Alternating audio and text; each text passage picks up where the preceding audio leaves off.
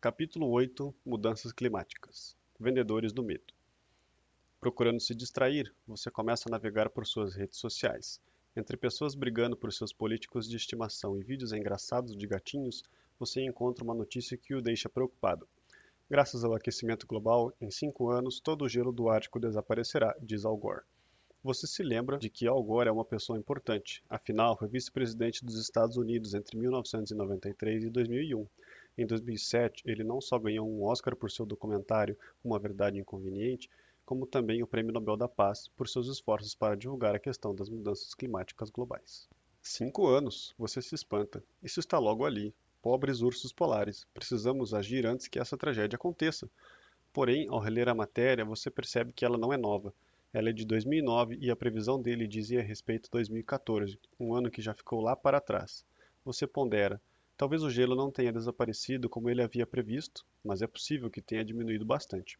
Ao procurar informações sobre o que aconteceu com a calota polar ártica em 2014, você descobre que sua extensão havia aumentado em 1,7 km² nos últimos 2 anos, um aumento de 43%.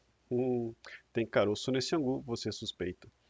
Discursos como o de Al Gore não estão restritos a políticos, mas são feitos também por alguns cientistas, jornalistas e celebridades. Uma pessoa bastante engajada na venda do medo é o excelente ator e inveterado proselitista Leonardo DiCaprio. Constantemente, ele nos ensina que se não mudarmos nossa maneira de viver, grandes catástrofes nos aguardam devido às mudanças climáticas.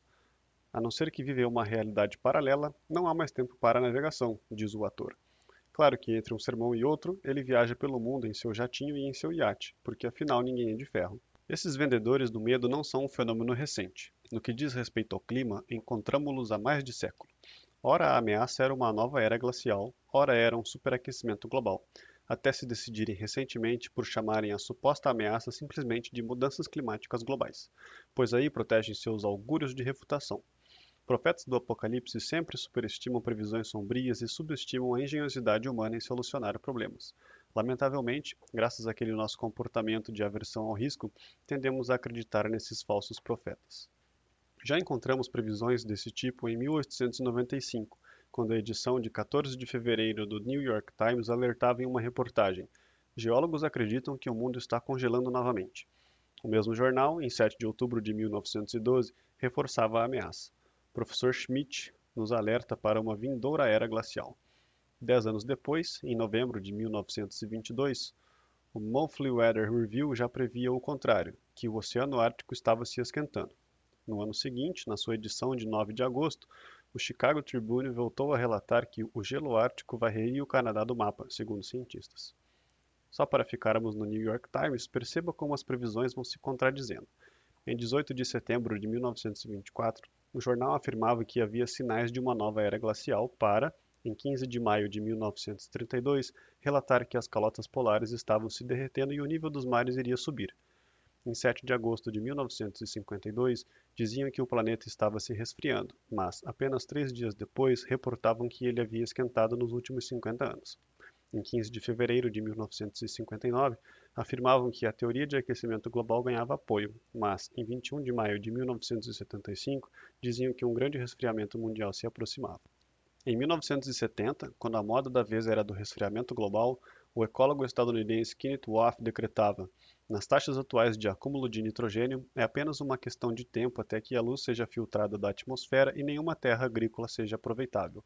O mundo está se resfriando bruscamente por pelo menos 20 anos. Se essa tendência continuar, a temperatura global média estará 4 graus menor em 1990 e 11 graus menor em 2000. Isso é mais do que o dobro do necessário para nos colocarem numa nova era glacial. Ah, nada como a sabedoria dos especialistas, não é? Se as previsões de cientistas são fracas assim, que dirás de tecnocratas dos altos escalões da administração pública? Em 2004, um relatório secreto do Pentágono dizia que as mudanças climáticas provocariam em breve uma catástrofe global. Segundo o relatório, as principais cidades europeias estariam submersas e a Grã-Bretanha estaria sobre um clima siberiano já em 2020. Essa catástrofe levaria a guerras, revoltas, secas e carestia, que ceifariam a vida de milhões de pessoas. É comovente como o maior aparato militar do mundo se preocupa com vidas humanas, não é? Será que já consideraram parar suas guerras? Um caso curioso aconteceu no Parque Nacional Glaciar de Montana, no noroeste dos Estados Unidos. O parque é dominado por montanhas moldadas por grandes geleiras da última era glacial. Ainda hoje, há resquícios dessas geleiras lá, os tais dos glaciares. Nos anos 2000, com base em modelos matemáticos, cientistas estimaram que eles desapareceriam em 20 anos devido ao aquecimento global.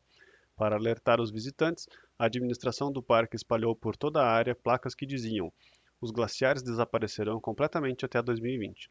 Em 2020, os glaciares continuavam lá e as placas tiveram de ser removidas. As previsões de desastres iminentes, seja pelo clima, por asteroides ou por doenças, não estão relacionadas com segurança, ciência ou verdade.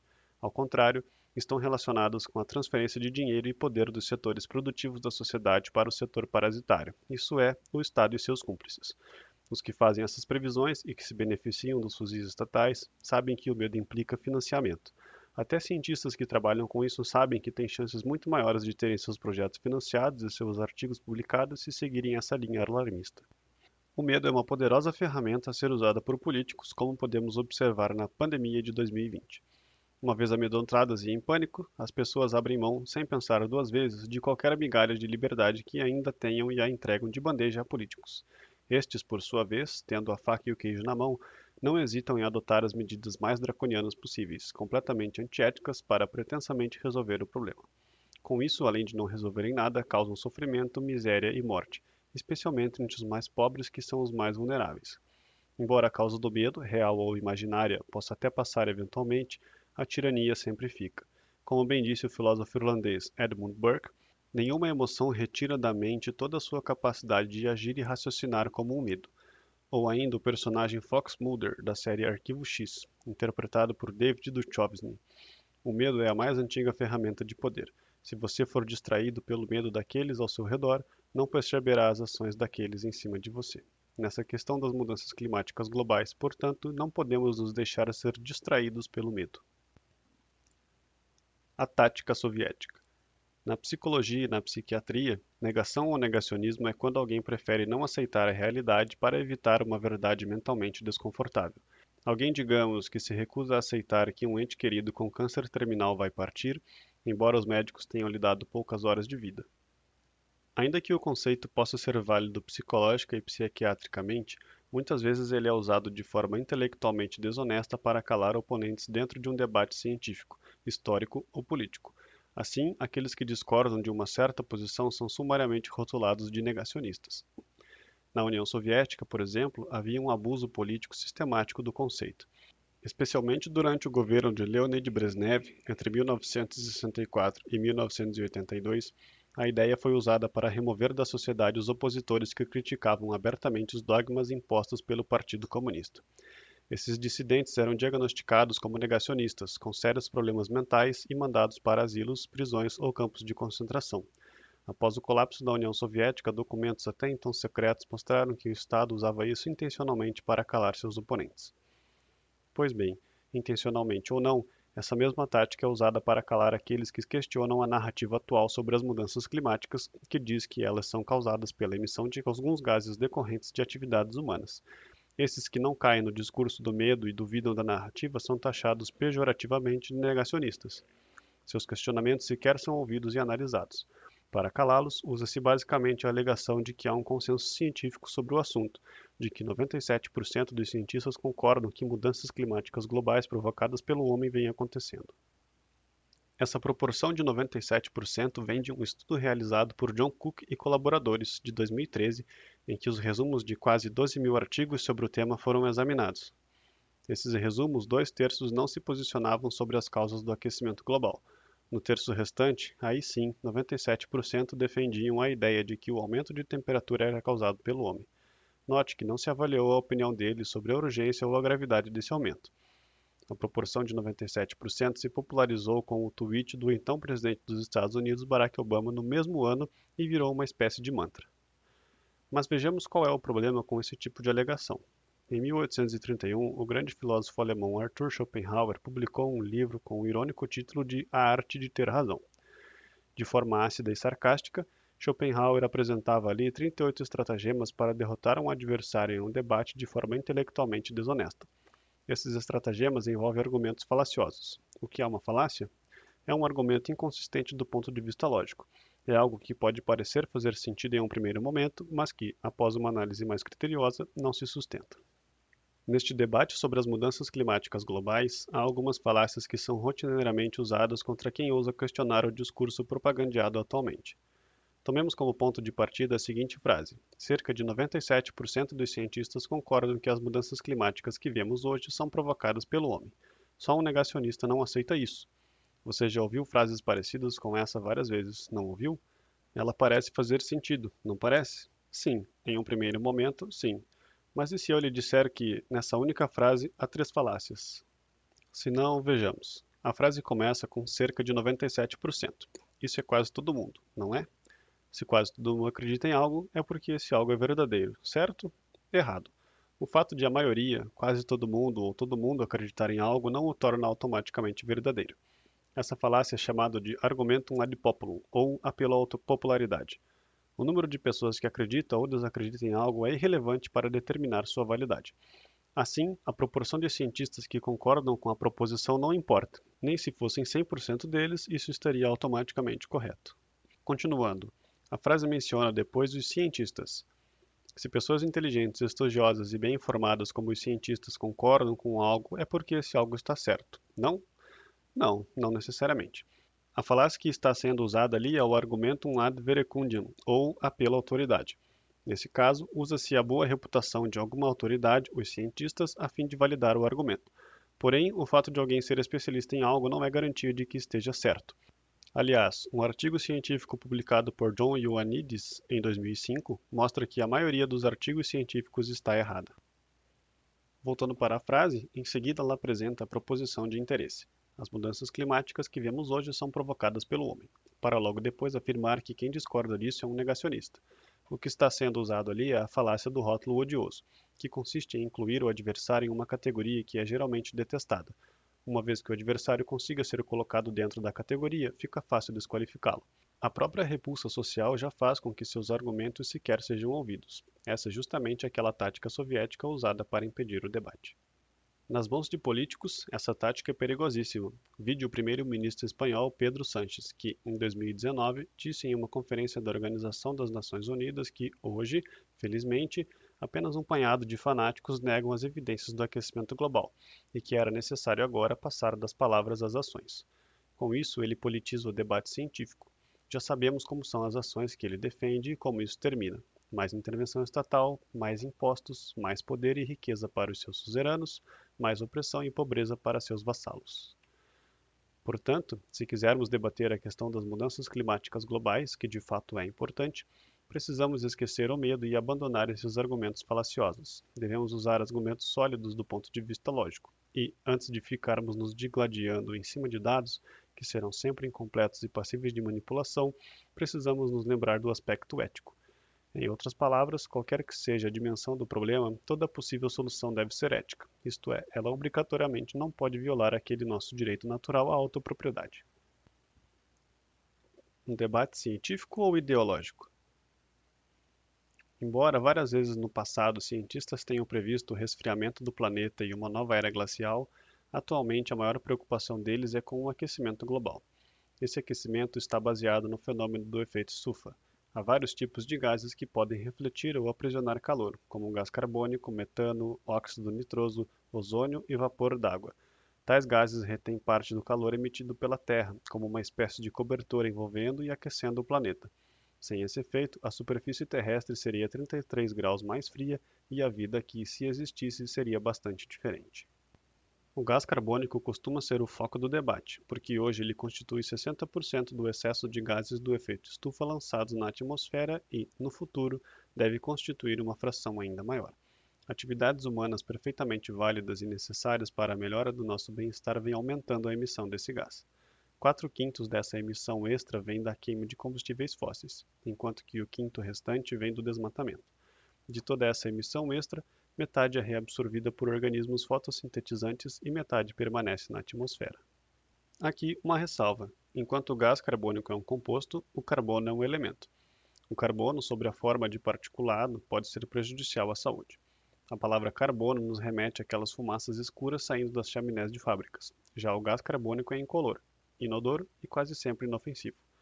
apenas em concentrações muito altas, maiores do que 10 partes por milhões, e após a exposição prolongada é que pode nos fazer mal. Além disso, é essencial à vida na Terra, pois as plantas dependem dele para fazer a fotossíntese. Assim, chamar as emissões de gás carbônico de emissões de carbono é intelectualmente desonesto. Desde a Revolução Industrial, no final do século XVIII e início do século XIX, a concentração atmosférica de gás carbônico aumentou de 270 partes por milhão para 410. O que alguns postulam é que se a concentração de gás carbônico e de outros gases do efeito estufa vem aumentando na atmosfera, deve haver uma maior retenção de calor, que, por sua vez, deve provocar um aumento na temperatura da Terra. Como evidência disso, eles usam especialmente um aumento de 1,2 graus Celsius na temperatura global média durante esse período e uma correlação positiva entre a temperatura e a concentração atmosférica de gás carbônico. Mas o ponto é que, ao longo da história geológica da Terra, o clima sempre mudou e sempre vai mudar. Nos anos 1920, o astrônomo sérvio Milutin Milankovic descreveu 3 ciclos nos movimentos do nosso planeta. Um deles é a excentricidade orbital, isto é, o quão circular é a órbita da Terra ao redor do Sol. O outro é a obliquidade, ou seja, o ângulo do eixo terrestre em relação à sua órbita. E o último é a precessão de equinócios, quer dizer, a oscilação do eixo de rotação do planeta, que se comporta como um peão. Esses ciclos influenciam a quantidade de radiação solar incidente na superfície terrestre e, logo, a temperatura global. Devido a esses ciclos, o clima do nosso planeta muda radicalmente de forma natural. Só no último milhão de anos, houve 8 ciclos de períodos glaciais e interglaciais. O último período interglacial começou há cerca de 11 mil anos, marcando o início do Holoceno, a época geológica em que vivemos. Olhando para os últimos 400 mil anos, o Holoceno parece ser o período em que o clima vem permanecendo quente e estável por mais tempo, o que deve ter ajudado o nosso desenvolvimento civilizacional. Porém, mesmo ao longo do Holoceno, a temperatura variou bastante, com mudanças de até 8 graus Celsius em intervalo de 1500 anos. Logo, falar em mudanças climáticas é uma obviedade, afinal o clima está sempre mudando. Os que se preocupam com a questão, contudo, não estão se referindo a essas mudanças que ocorrem naturalmente. O que eles alegam é que a magnitude das mudanças atuais é maior do que aquilo que poderia ser explicado apenas pelos fenômenos naturais. Segundo eles, mesmo se incluirmos outras variáveis, como atividade solar, atividade vulcânica ou quantidade de aerosóis na atmosfera, não conseguimos explicá-las. A diferença, dizem, só pode ser explicada se incluirmos algumas atividades antrópicas como a causa das alterações. Há artigos científicos bem taxativos em relação à causa antrópica dessas mudanças climáticas. Por exemplo, Adolf Stips e colaboradores, em um trabalho de 2016, afirmaram que há uma relação direta entre a emissão de gases do efeito estufa, especialmente gás carbônico, e a temperatura global média. Ainda que a atividade solar, a atividade vulcânica e a quantidade de aerosóis possam influenciar a temperatura no curto prazo, a tendência no longo prazo não é significativa, dizem. O chamado forçamento radiativo, o balanço entre a radiação que chega e a que sai do planeta, é positivo e provocado por atividades antrópicas, segundo os autores. Embora trabalhos como esse aleguem que há uma relação causal inequívoca entre atividades humanas e aquecimento, a rigor não é possível estabelecer tal relação porque não podemos realizar experimentos manipulativos em escala global. Para isso, precisaríamos de várias terras, algumas sendo o controle, sem emissão antrópica de gás carbônico, e outras recebendo os tratamentos, isto é, diferentes quantidades emitidas do gás. Ademais, outras variáveis de interesse deveriam ser mantidas constantes. Como obviamente isso não é possível, sempre há a possibilidade de alguma outra variável ser a responsável pelo padrão observado. Não é de se espantar, portanto, que haja trabalhos igualmente taxativos, negando qualquer relação entre o homem e as mudanças climáticas. Dirk Kauppinen e outros 2 cientistas finlandeses, por exemplo, publicaram um artigo em 2014 em que postularam que a umidade relativa e a cobertura de nuvens podem explicar as variações na temperatura média global. Ou ainda, Yuzuki Ueno e outros cientistas japoneses, em um trabalho de 2019, que alegaram que mudanças no campo magnético do planeta é que determinam a intensidade da radiação solar que alcança a troposfera, levando à formação de nuvens que alteram a temperatura global. Também há discordâncias no que diz respeito às consequências das mudanças. Enquanto que, para alguns, elas serão catastróficas, levando a uma queda substancial na produção de alimentos, grande elevação do nível do mar e aumento na incidência de doenças, para outros, elas serão brandas, como uma simples realocação de cultivos, uma pequena elevação do nível do mar e aumento de algumas doenças acompanhado da diminuição de outras. Portanto, perceba, o debate científico está longe de ser encerrado. O objetivo aqui, pois, não é decidir quem tem razão, mas mostrar que há críticas sérias quanto à narrativa propagandeada hoje. Esse debate é mais complexo do que se possa imaginar em um primeiro momento, porque ele não envolve uma única pergunta, mas cinco, a saber: 1. Mudanças climáticas estão acontecendo? 2. Se estiverem, são provocadas por atividades humanas? 3. Se forem, vale a pena tentar pará-las? 4. Se valer a pena, o Estado tem a capacidade de pará-las? E 5. Se o Estado tiver essa capacidade, ele deve pará-las a qualquer custo? Se as três primeiras questões são passíveis de debate científico, as duas últimas não são. A resposta a ambas é não. Sabemos a priori que qualquer intervenção estatal é antieconômica e antiética. Assim, mesmo que haja mudanças climáticas, que elas sejam provocadas pelo homem e que vale a pena combatê-las, o Estado não deve interferir. O problema é que hoje esse tópico das mudanças climáticas globais tem sido usado por políticos para fundamentar suas ações. Devemos ter muito cuidado quando políticos começam a usar a ciência para justificar algo. Quando isso acontece, o debate já deixou de ser científico e passou a ser ideológico. E quando ele passa a ser ideológico, podemos ter a certeza de que o Estado entrará no jogo, distorcendo a economia e retirando nossas liberdades. Altar do sacrifício.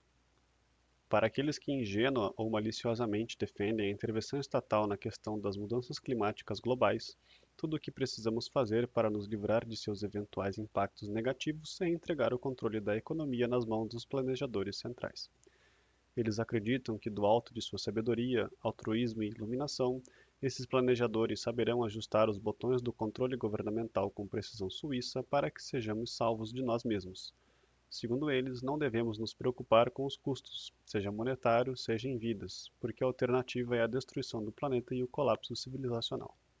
Essa é a tática do obedeça-nos ou morra, usada com sucesso muitas vezes na história da humanidade, como na pandemia de 2020, quando os cidadãos foram levados a acreditar que, se não abrissem mão de suas poucas liberdades restantes, vivenciariam uma espécie de apocalipse zumbi.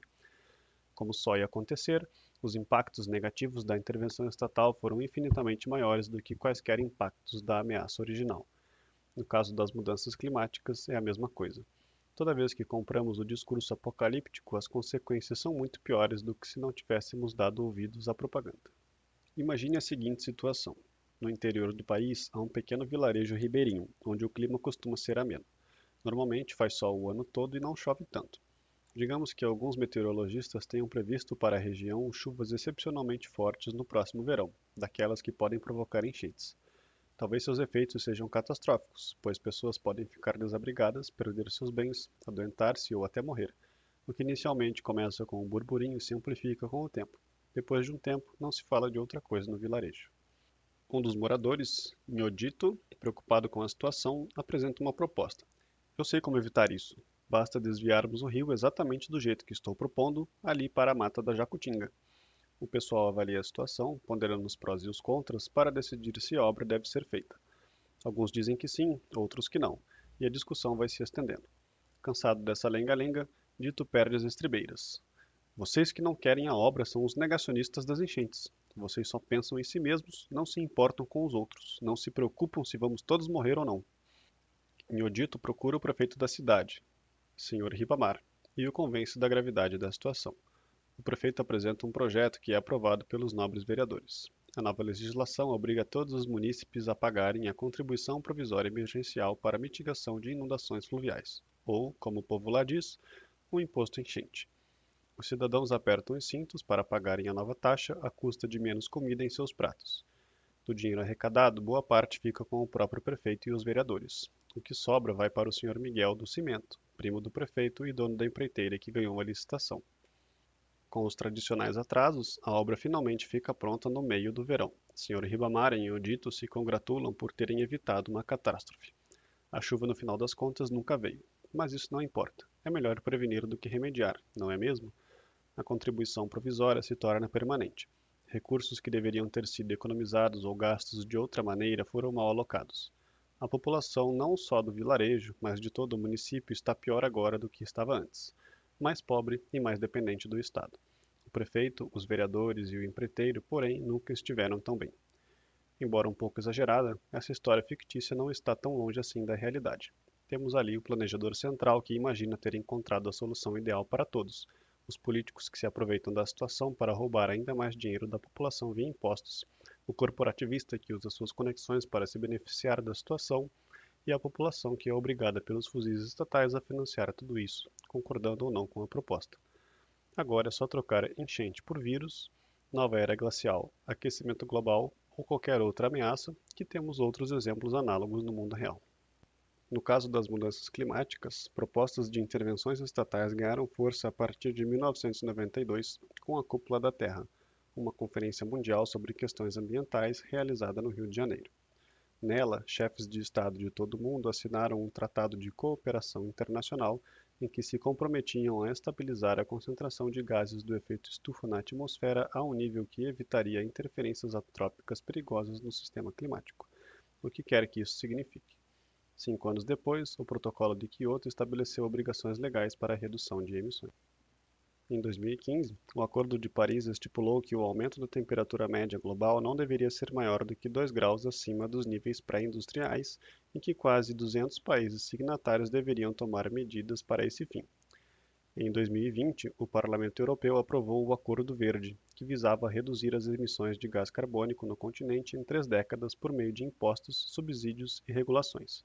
De modo similar, o novo Acordo Verde é um pacote de propostas para modificar a legislação estadunidense com o intuito de diminuir as emissões de gás carbônico por meio de intervenções fortíssimas na economia.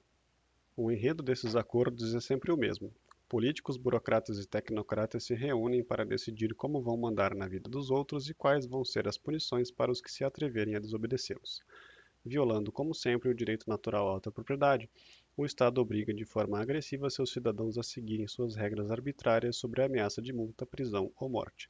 Nesse ínterim, os reis e seus amigos são favorecidos, enquanto que seus súditos são forçados a pagar a conta.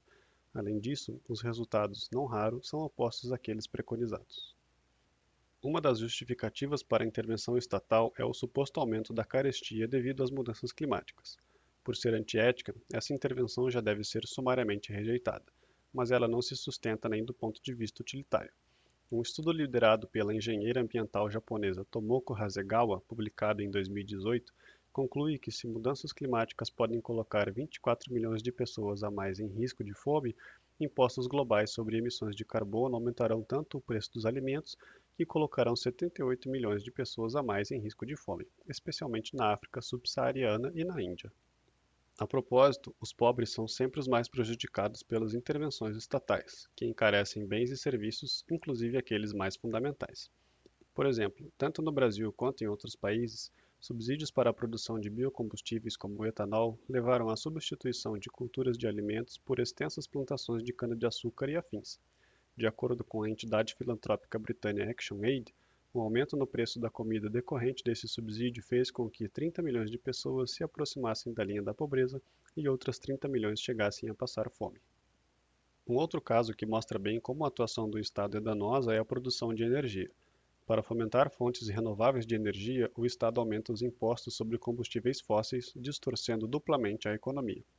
Por um lado, encarece atividades que dependem destes e, por outro, estimula artificialmente projetos que desenvolvem aqueles.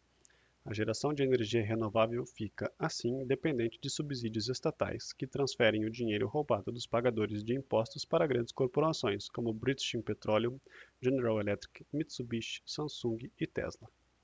Por falar em Tesla, o seu carro elétrico Model 3 é considerado um veículo de emissões nulas pelos órgãos governamentais do mundo todo.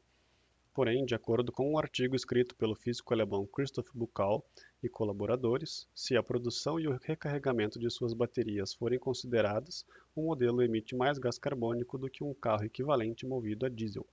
Levando em conta o processo de fabricação e de recarga, dirigir um Model 3 leva à emissão de cerca de 170 gramas de gás carbônico por quilômetro rodado, enquanto que dirigir um Mercedes C220 movido a diesel leva à emissão de 140 gramas. Com o Estado intervindo, quem tem conexões políticas se dá bem. Lembra-se do Al Gore, aquele que havia previsto o final dos tempos para 2014? Pois bem, quando ele deixou a vice-presidência dos Estados Unidos, seu patrimônio era de $1 milhão. Hoje, ele possui mais de 300 milhões e, se o novo Acordo Verde for aprovado, provavelmente se tornará um bilionário. Coincidentemente, ele é um investidor interno de projetos de energia alternativa financiados pelo governo estadunidense. E, note, o problema aqui não é enriquecer, mas sim enriquecer por meio de conexões escusas e à custa da coerção estatal. Embora não tenhamos garantias de que as medidas do Estado mitigarão as mudanças climáticas, sabemos praxeologicamente que o planejamento central implicará custos maiores para qualquer coisa que demande energia, ou seja, quase tudo. Justiceiros ambientais alegam que as políticas intervencionistas que defendem são direcionadas aos países mais desenvolvidos. Mostrando que não entendem nada de economia, esquecem-se de que tudo está interligado. Diminuir a atividade econômica nos países ricos, por sinal, impactará muito mais as populações dos países pobres, cujo custo de vida aumentará e cuja renda diminuirá. Não que isso importe para esses justiceiros. Sempre em nome do bem maior, eles estão dispostos a sacrificar bilhões de pessoas, especialmente os mais pobres, no altar das mudanças climáticas se puderem posar como virtuosos. Antigamente, os sacerdotes astecas sacrificavam inocentes na esperança de que seus deuses fizessem o tempo melhorar. Assim como os astecas, os que defendem as intervenções estatais acreditam que sacrifícios devam ser feitos na esperança de que a ira dos deuses do clima seja aplacada, desde que, claro, os sacrificados não sejam eles. Um outro caminho. Se acharmos que essa questão das mudanças climáticas globais é realmente importante, não devemos procurar promessas de soluções que usem a coerção estatal, mas sim soluções verdadeiras que usem o livre mercado. Nesse caso, garantimos que essa potencial solução não agride ninguém, envolve pessoas interagindo voluntariamente e reflete uma vontade genuína da sociedade. Com os recursos naturais devidamente privatizados, com a poluição desincentivada pelo respeito à autopropriedade e com o sistema de preços os guiando, empreendedores podem satisfazer essa vontade. Em vez de tentarmos resolver todo o problema de uma vez, com um único conjunto de medidas a ser aplicado por planejadores centrais de cima para baixo, é melhor deixarmos a engenhosidade humana agir para solucionar a questão pouco a pouco, por meio de pequenas tentativas descentralizadas. Elas podem funcionar independentemente até da gravidade do problema ou da crença nele. Se, digamos, um novo produto que diminui a emissão de gás carbônico for mais eficiente e mais barato do que o existente, as pessoas vão consumi-lo, inclusive aquelas que questionam as mudanças climáticas ou não se importam com elas. Se a energia produzida por fontes convencionais hoje emite muito gás carbônico, a busca por fontes alternativas é, sim, válida. Atualmente, essa busca é distorcida pelas intervenções estatais, mas não precisaria ser assim. A Tesla vem desenvolvendo telhas fotovoltaicas capazes de transformar a radiação solar incidente em energia elétrica, armazenando-a em baterias para o consumo residencial. Essas telhas têm o potencial de baratear a energia para todos, ao mesmo tempo que diminuem a emissão de gás carbônico. Infelizmente, a empresa se beneficia de subsídios. Sem eles, poderíamos avaliar a real viabilidade dessas telhas. Em um livre mercado, se iniciativas como essa se mostram lucrativas, isso significa que consumidores estão sendo satisfeitos, recursos estão sendo bem alocados e valor está sendo criado. Motivados pelo lucro, outros empreendedores são levados a investir em telhas fotovoltaicas, melhorando sua eficiência e barateando seus custos. Isso leva a um círculo virtuoso, em que as emissões de gás carbônico vão diminuindo, a produção de energia alternativa vai crescendo e o bem-estar geral vai aumentando. Todos vão ficando melhores do que estavam antes, mostrando a harmonia de um mercado sem amarras. Nesse sentido, uma outra proposta interessante é a da empresa canadense Carbon Engineering, que desenvolveu uma técnica para retirar gás carbônico da atmosfera. O gás capturado é misturado com uma solução de hidróxido de potássio, que o remove do ar e o imobiliza como carbonato. Em seguida, isso é combinado com hidrogênio para produzir um combustível líquido, que, quando queimado, é neutro em relação à emissão do gás. Note como o mercado leva a um melhor uso dos recursos naturais. Ao mesmo tempo que retira o gás carbônico da atmosfera, o processo produz um combustível que não aumenta a sua emissão. E por que simplesmente não plantar árvores? Um artigo de Jean-François Bastin e colegas, publicado na Science em 2019, mostrou que a estratégia mais barata e eficiente para a questão climática é plantar árvores massivamente. Os cientistas calcularam quantas árvores poderiam ser plantadas ao redor do mundo sem comprometer áreas urbanas ou agrícolas. Essas árvores seriam capazes de retirar da atmosfera 2/3 de todas as emissões antrópicas de gás carbônico. Em uma ordem libertária, se as mudanças climáticas forem percebidas como um problema sério, naturalmente haverá demanda para o plantio de árvores. Como no caso da biodiversidade, há também aqueles que colocam a mão no próprio bolso para tentar minimizar o problema. Jeff Bezos, presidente da Amazon, considerado o homem mais rico do mundo, resolveu doar em 2020 10 bilhões de dólares, quase 10% de sua fortuna, para um fundo de combate às mudanças climáticas globais. Ele se dispôs a financiar projetos de cientistas e organizações não governamentais que busquem soluções para o problema. Perceba novamente que o fato de ele ter enriquecido satisfazendo muitos consumidores permitiu que dedicasse boa parte de seus recursos para a questão climática. E se não formos ricos como ele para doar bilhões, qualquer pequena doação para organizações sérias já ajuda. O importante é a iniciativa ser espontânea, afinal, o livre mercado é sobre trocas voluntárias. E lembre-se de que agimos para maximizar nosso ganho psíquico, não monetário. O sistema de preços e o lucro são apenas maneiras de transmitirmos informações sobre o que aumenta nosso bem-estar. Não há nada irreconciliável em procurar minimizar eventuais problemas decorrentes das mudanças climáticas e defender o livre mercado. Ao contrário, o livre mercado é a única opção para minimizá-lo de forma ética. Tendo os políticos percebido que podem usar a questão das mudanças climáticas globais para aumentar sua capacidade de extorsão e controle, o debate infelizmente se tornou ideológico. Nesse caso, ele passou a ser não mais sobre as mudanças climáticas em si, mas sim sobre o aumento de poder e transferência de renda do setor produtivo para o setor parasitário. Essa não é uma boa saída. É melhor que aqueles que considerem um problema relevante se disponham a solucioná-lo com seus próprios recursos, respeitando o direito natural à autopropriedade dos demais e procurando satisfazer suas demandas legítimas.